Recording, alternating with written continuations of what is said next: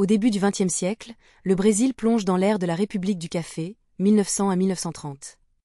Le café est roi, constituant plus de 70% des exportations nationales. Les immigrants, principalement italiens et japonais, affluent pour travailler dans les plantations et dynamiser l'économie. Ce monopole économique permet aux oligarchies de São Paulo et Minas Gerais de dominer politiquement le pays. Getúlio Vargas domine le Brésil entre 1930 et 1954, introduisant de lourdes réformes industrielles et sociales. L'Estado Novo, 1937 à 1945, voit l'instauration d'un régime autoritaire, mais aussi la modernisation rapide du pays.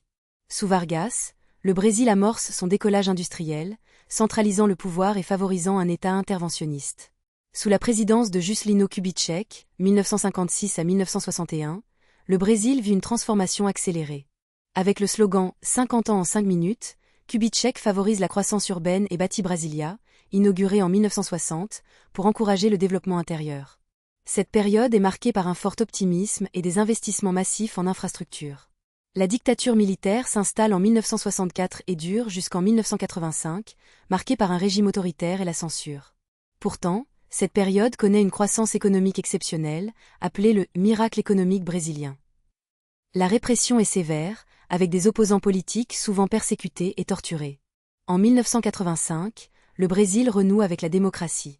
Les élections directes sont rétablies, symbolisées par l'élection de Tancredo Neves, bien que José Sarney assume la présidence suite à la maladie de Neves. Une nouvelle constitution est adoptée en 1988, fondant des institutions démocratiques plus robustes et élargissant les droits civils.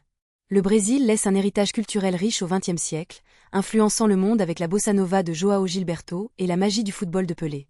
Le carnaval de Rio éclate en couleurs et sonorités, attirant des millions de visiteurs. Le Brésil devient une puissance culturelle mondiale, marquée par son rythme joyeux et un esprit unificateur.